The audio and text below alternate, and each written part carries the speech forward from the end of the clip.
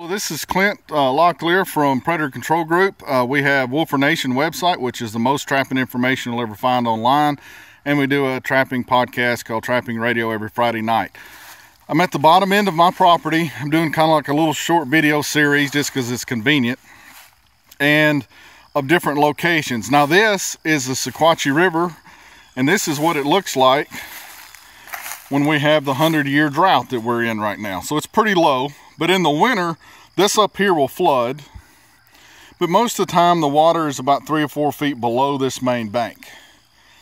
But we're talking about bobcats now, not coyotes. So if you're in the east, dude, this is a gravy location.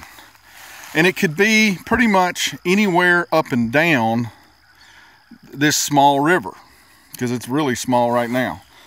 But a bobcat is not, he can, and they will. They can cross that. They probably won't try it once we start getting some water again, but they could definitely try to do that right now. On the other side, you see it's open. You can hang your flags. You can put in your sets. Awesome place over there. You've got a lot of thickness. They like the river. Now, why am I bringing you to the river to talk about bobcats?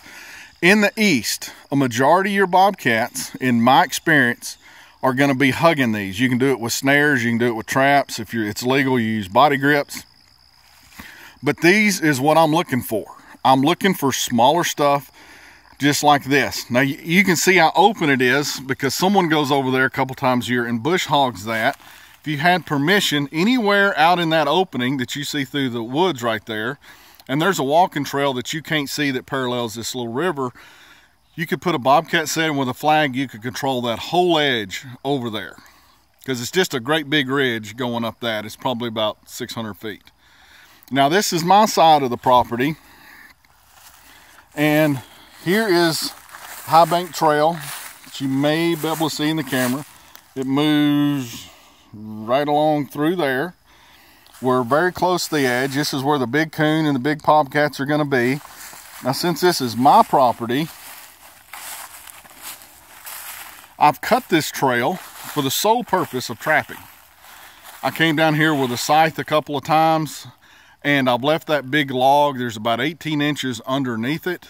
So that is going to be an absolute death trap to any coons, coyotes, fox, or bobcats that come through here underneath that log, because I gave them this trail that hooks up with the High Bank Trail anyway.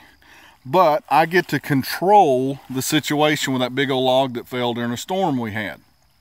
So I could talk to the people on the other side. I could have a canoe or whatever down here. I could set this side up and set this other side up in that opening if I can get permission.